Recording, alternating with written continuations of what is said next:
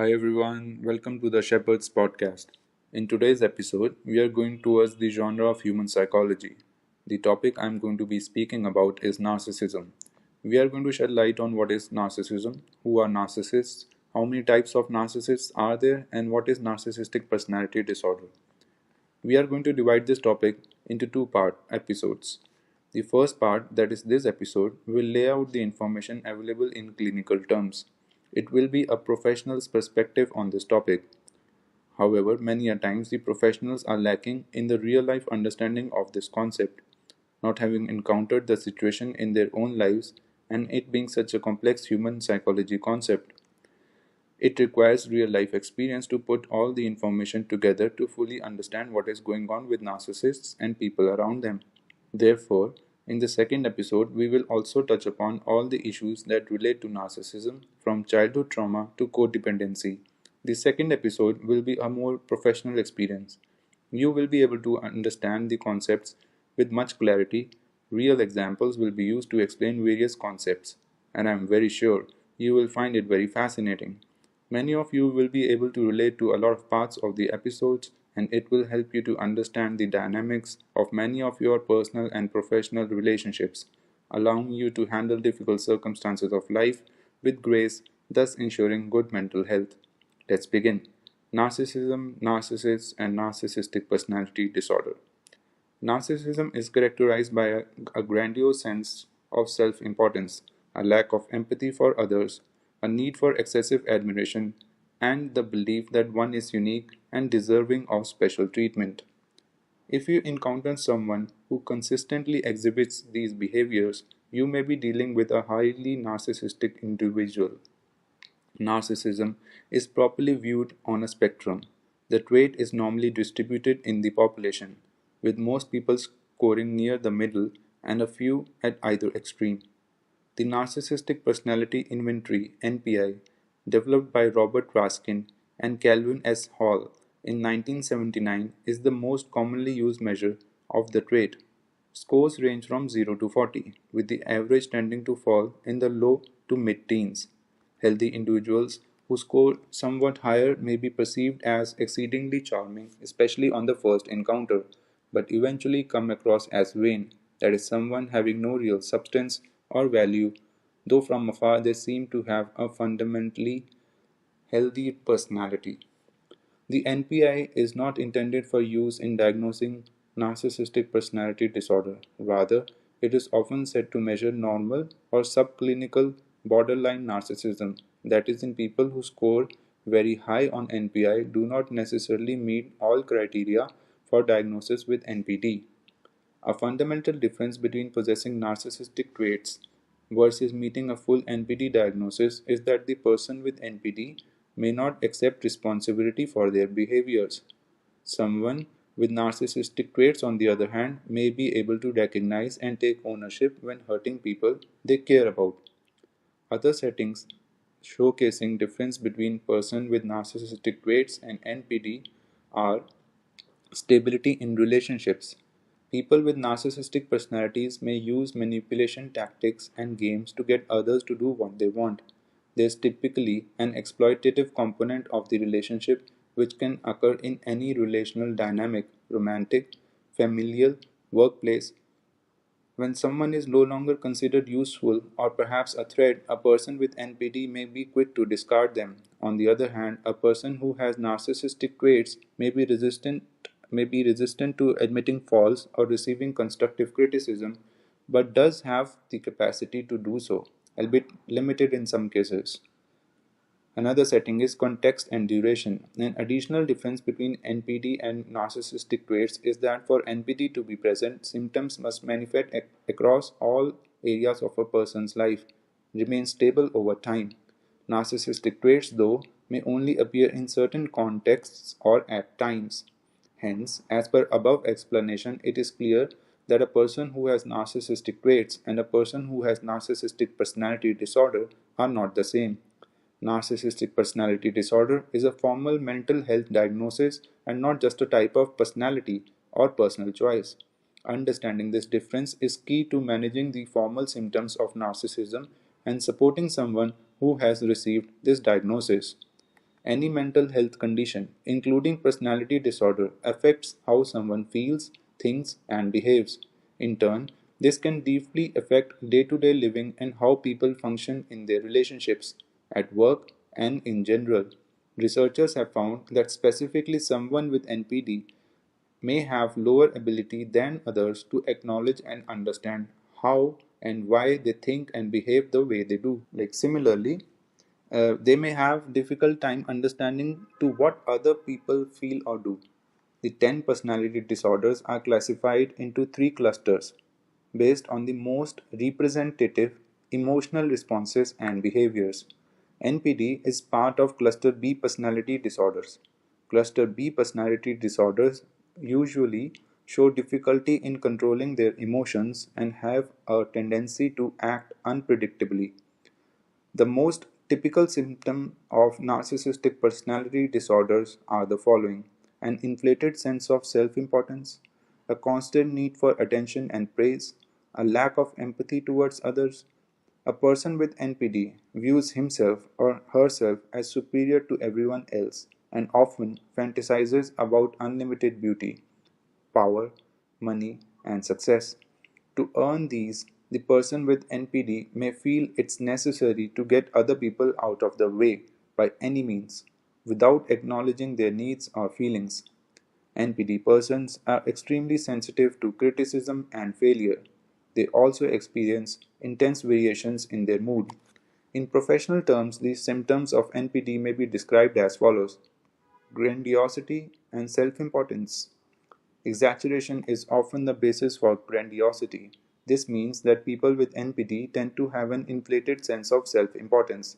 They may feel they are more powerful, intelligent, capable, and charming than they really are, more than others in general. To reaffirm this sense of superiority, someone with narcissistic personality may exaggerate or lie about their accomplishments, skills, and talents. For some people with NPD, this sense of superiority isn't evident in how they behave. Some may be shy or withdrawn, but they may still firmly believe they are superior in one or many aspects compared to others. Fantasies of perfection and superiority. People with narcissistic personality may consider may constantly fantasize about having unlimited power, intelligence, beauty, acceptance of love. They often believe they deserve it more than others. People with NPD may have the need to highlight how special and unique they are in comparison to everyone else. This also leads them to believe they can only be understood by or associate with other special and unique people and groups. If someone doesn't get them, it's because they are not as smart, special, or unique. Need for praise and attention. People with narcissistic personality may have a constant need to be admired and praised. They might seek constant attention and might not take well on any forms of criticism. They may also resent others who don't think what they are doing or saying is exceptional. Wow. Okay. Sense of entitlement. Someone with NPD may be convinced they deserve special treatment and have the right to all the available privileges.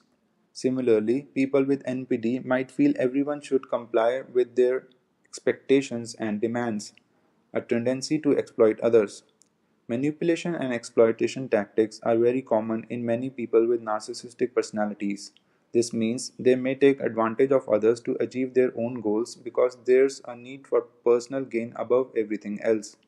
People with NPD might also use strategies such as spreading lies about others in order to get ahead. In many instances, a person with NPD may turn to cruelty when they feel their needs aren't met or if someone doesn't treat them the way they expect. Lack of empathy. Someone with NPD might be unable to connect with the needs of others or put themselves in someone else's shoes. This is one of the main reasons why they might behave in a cruel or exploitative way.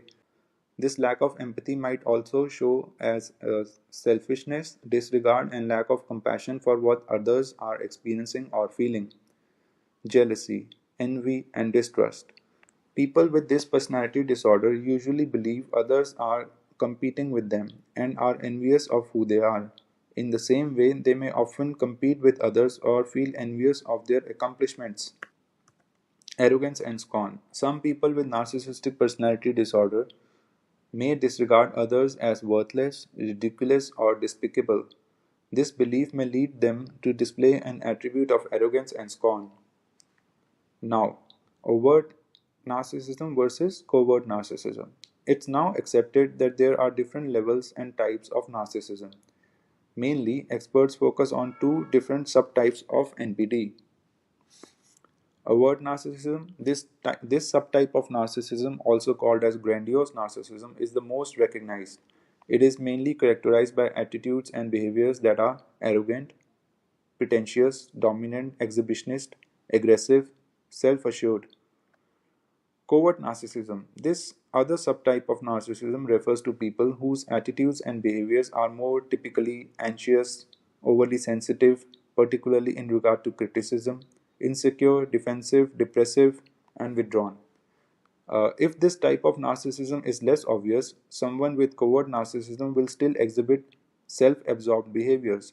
Secretly, they believe they are superior to everyone else and have a decreased ability to put themselves in other people's shoes, causing and contributing factors of NPD. Narcissistic personality is one of the least studied personality disorders. This makes understanding its causes and treatment options more difficult.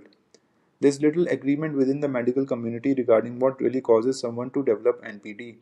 Most researchers believe NPD is a response to a combination of two or more of these factors below: environmental and cultural influences, early life experiences, and the parent child bond, genetics. In other words, someone may have developed narcissistic traits as a response to the specific situations they have experienced since very early in life, like a traumatic event, negligence and abandonment, excessive criticism from a loved one, living with a parent or guardian with mental health condition, abuse of any kind, discrimination, excessive pampering and praising, a medical history of NPD in the family, growing up in an individualistic culture. Not everyone will respond in the same way to these events. That's why it's difficult for researchers to determine the exact causes of a personality disorder. Also, these same reasons might lead someone to behave in a certain way that may be perceived as narcissistic even if it is not NPD. How is NPD diagnosed? The diagnosis of NPD should be left to a mental health professional only. It might be tempting to evaluate someone you know based on this information, but in reality, narcissism goes far beyond a few behaviors or attitudes. It's impossible for someone not formally trained and educated to make proper diagnosis. A psychiatrist, psychologist, or another mental health professional typically makes an NPD diagnosis after having direct access to the person and their medical history. Even for a mental health professional, it might not be as easy in some instances to diagnose NPD. This is because it's rare for someone with NPD to commit to seeking help, openly talk about their thoughts, or even attend a therapy session. A mental health professional might follow a DSM 5 model to diagnose NPD. They'll then observe and measure the following: individual personality traits, how the person functions in the world, relationships, jobs, etc., sense of identity, self esteem, and changes related to their self image over the period of time. If the person is capable of empathy, the mental health professional will try to identify five or more of the symptoms of NPD. If they do, they'll be able to make a diagnosis and recommend treatment accordingly. Even though teenagers may display early signs of the disorder, NPD is usually diagnosed in adulthood. This is because children and adolescents are still under constant physical and mental development. These ongoing personality changes at an early age might make it difficult to recognize lasting patterns of behavior. If an NPD diagnosis is made during adolescence, it's because there's a clear pattern of behavior that's been evident for more than a year. There's been some controversy regarding how NPD is diagnosed. This is because many mental health professionals have focused on most visible interpersonal behaviors of those with NPD and not enough on the inner struggles, vulnerabilities, and challenges they live with. This sometimes leads to judgment instead of understanding. How common is narcissistic personality disorder diagnosis? Experts estimate that about 5.3% of US population has NPD. It's an estimate because a diagnosis depends upon many factors, including how willing a person is to seek diagnosis and treatment. Treatment of narcissistic personality disorder. Therapy has the potential to help someone with NPT develop skills and strategies that can help them to change the way they relate to others and themselves. The challenge is that many people with personality disorders don't often seek treatment until the disorder starts to significantly interfere or otherwise impact their lives. People with NPD are sometimes more likely to develop other mental health conditions such as anxiety disorders, depression, substance use disorder. In many cases, they might seek help to treat these conditions and not NPD itself.